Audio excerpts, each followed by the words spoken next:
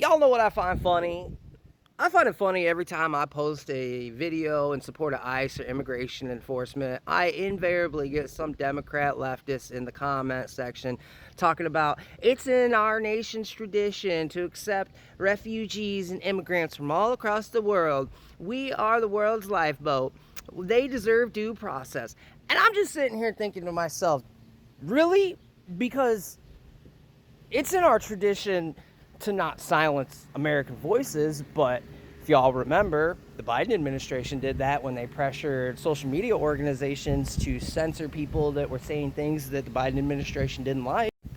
Or like, what about J6ers? Now, I know that they got due process or whatever, but how many of them were held without bail? While simultaneously the Biden administration and Democratic judges and prosecutors all across the country were releasing repeat offenders, and not just like, oh, they got in trouble once or twice, but literally dozens of arrests in many cases. Violent criminals that ultimately went out to go and cause more harm and in cases kill innocent people. Well, and then let's see, if I remember correctly, income tax wasn't a thing until 1913, so that's well over 100 years that the American people went without their income being taxed by the government. But here today in 2026, the government can't never get enough, Democratic government, to be specific.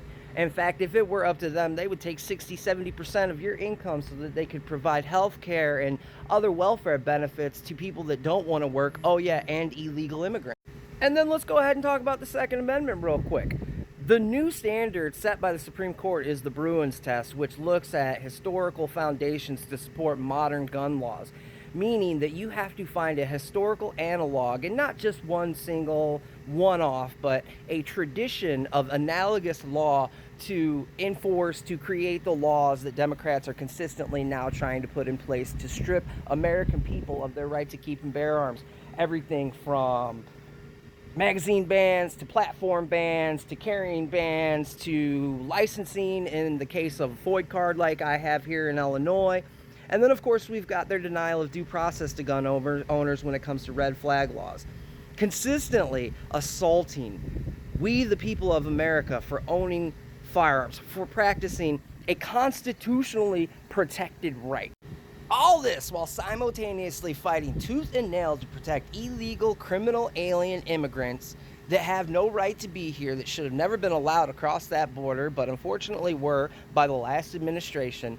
And now they want to throw a fit. You're not providing these people with due process. America loves immigrants. We should just let them all in, while simultaneously attacking their fellow Americans. It's not that these people on the left love immigrants. They literally just hate America. That's why when you ask a leftist, hey, would you be willing to put up one of these illegal immigrant refugees, whatever you want to call them, in your home until we can find permanent residence for them? They always say no. Every single one I've ever seen ask that. No, oh, actually, I don't know if I have the room. We're talking about rich white liberals that live in, well, bigger houses than I do. And it's usually like older couples, so I'm sure they've got plenty of room, but they damn sure ain't gonna let some illegal immigrant into their home. They're gonna sit here and tell you why you should have your taxpayer dollars spent protecting, uplifting them. You are told, that you're an evil person for saying, hey, they should go back home. But they're not gonna take them in themselves because they don't actually care about these people.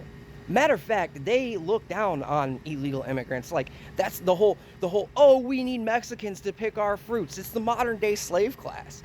And the left cannot survive without it because they're not willing to do the type of hard labor necessary to keep the life that they enjoy functioning. It's just like Orwell said, socialists don't love the poor, they hate the rich. It's the exact same thing happening here today.